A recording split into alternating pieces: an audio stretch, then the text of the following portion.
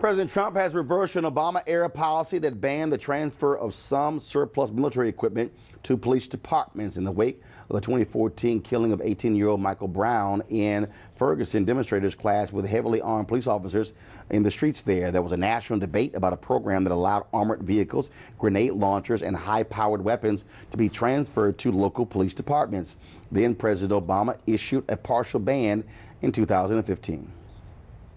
We've seen how militarized gear can sometimes give people a feeling like there's an occupying force as opposed to a force that's part of the community that's protecting them and serving them.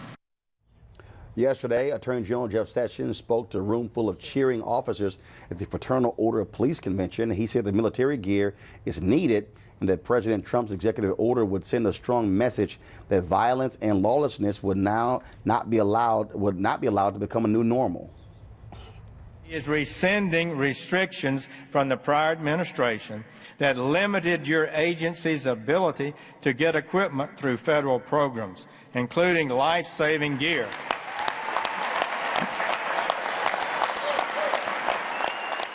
These restrictions that had been opposed went too far.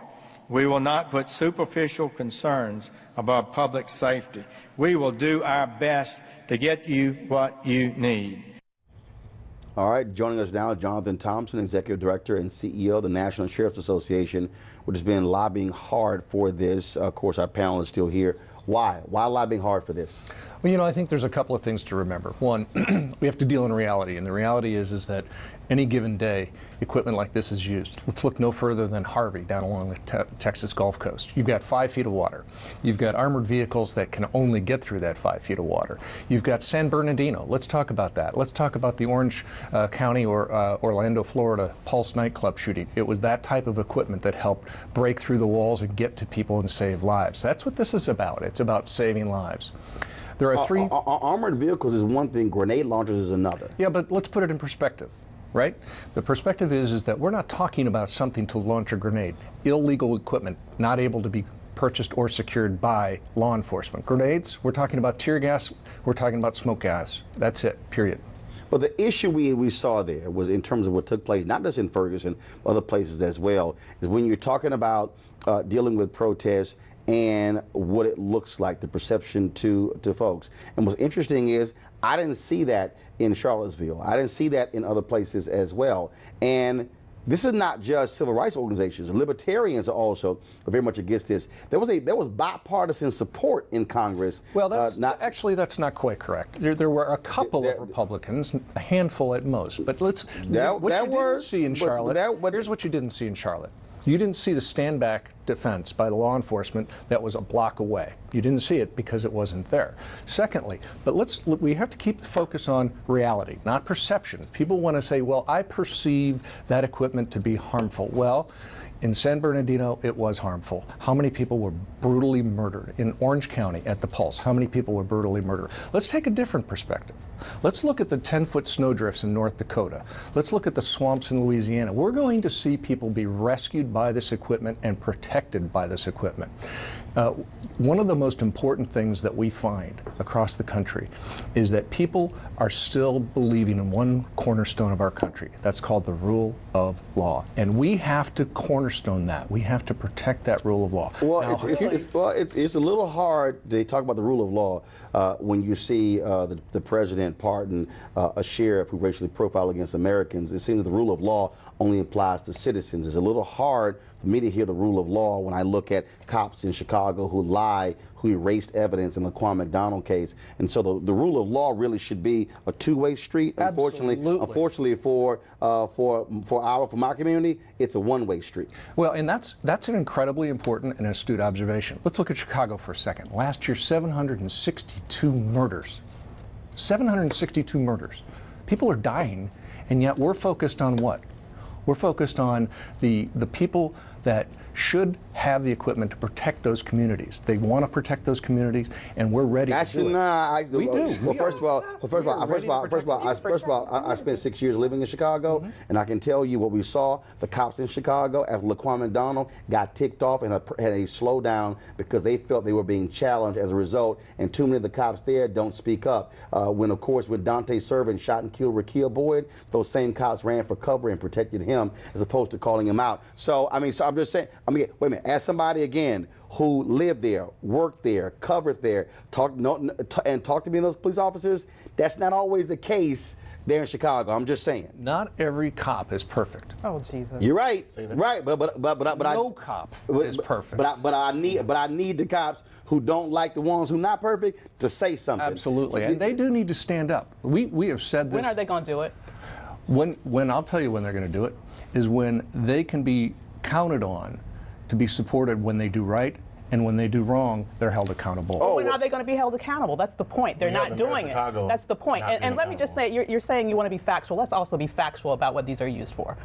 They are not used primarily in the situations that you just said on a regular basis. Those are situations that happen every now and then. What they are typically used for. Let me finish my statement, please. You have spoken for quite a while, and I've been quiet. You want to be factual? I want to be factual too. Here's what happened in Ferguson. They were used against citizens who were exercising their constitutional right to protest. You want to talk about who was hurt? No, they were protesting peacefully until they got shot with all of these with tear gas. Let me just tell you. No, I'm not flat out wrong. And there's actual video evidence of that. Let me tell you what, these are war-torn vehicles. These vehicles are for war. And you have them used against citizens. What would you have people use? I would have people use the same type of force that they used in Charlottesville, which was sitting there and watching. You want to relitigate the past? Let me just say, you want to relitigate the past or look forward? You have to be consistent. Do you want to relitigate the past or look forward? Now, I have what happened in Ferguson, of years of past. You have to prove to me that I would love to see an action of something that you are talking about. 1 second, finish your comment. In real life. 1 second, finish your comment. There's not one scintilla of evidence that a police officer or deputy used a high-powered rifle or weapon in Ferguson. None.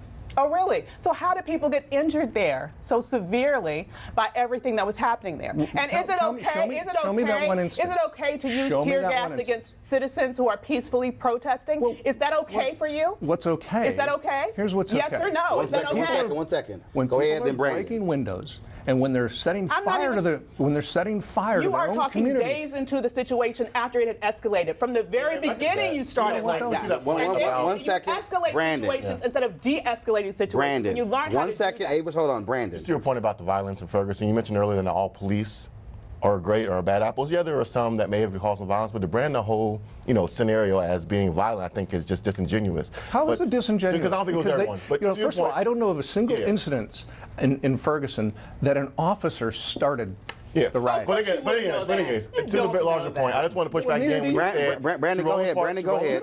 Oh, yes, I do. 1 second. I'm sorry. Brandon. To Roland's point, libertarian Republicans like myself, this is a bipartisan issue. It's not just a few. You have Rand Paul, Marco Rubio, Speaker of the House, Paul Ryan. There are a lot of Republicans I've spoken to the Speaker. But he came out against the militarization of police. No, what he came out against is giving police equipment that they don't need. Across both sides. And we agree with that. There's an awful lot of equipment we don't need and we don't want. Oh, what is that? Why would we need high-powered rifles? Yeah, we don't need it. So why do you get it? Well, if we get it doesn't mean if we need it doesn't mean we get it. We don't always use that type of equipment. But I think let's go back to a point you made earlier. What equipment should they have? A red wagon and a horse and buggy? Oh, well, of course they should have that. Of course, I'm not That's saying exactly that. what you're saying. I'm not saying that. You're putting the line way over here. The same level of force that they use in Charlottesville. When white people are out there with automatic weapons. No, they are. That's a lie.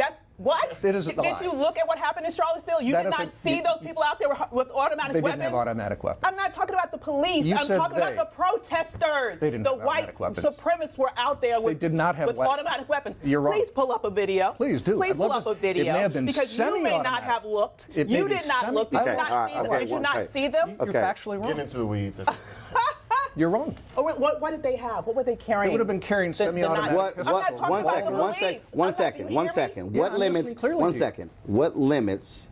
What limits should be placed on what military weapons cops receive? The local government needs to place those restrictions, not the federal government. No, I'm asking you, what should they be? I'm not asking the local government, I'm asking you. But see, that's an important question. The local communities need to make those decisions. The sheriffs, the chiefs, the county. No, earlier you already said they don't need high-powered weapons. I'm asking you, in terms of what equipment that you can't access that you believe that police shouldn't use, shouldn't get for the purpose of its citizens. That's my point. My answer is that each community has to make that decision. I can't make that decision for Chicago. I can't make that decision for anywhere other than where I live. The sheriff, the chief, the county council, the mayor, those are the folks that need to make these decisions. Making those decisions here in Washington is bass-backwards. Okay, all right. We appreciate it. Thanks so much. You bet. My pleasure. Thanks. Weekdays on TV One. I will never lie to you. Oh, my God. Roland Martin. He doesn't want to talk to us. He wants to ignore us. Uncensored. Hell no. That ain't gonna cut it, boo. Unapologetic. No, that is fundamentally false. You are wrong. Unfiltered. He wants an America where we all look alike. He ain't talking about black people. Unrelenting. You better go work out, because you got a fight on your hands. NewsOne Now with Roland Martin. Weekdays at 7 a.m. on TV One.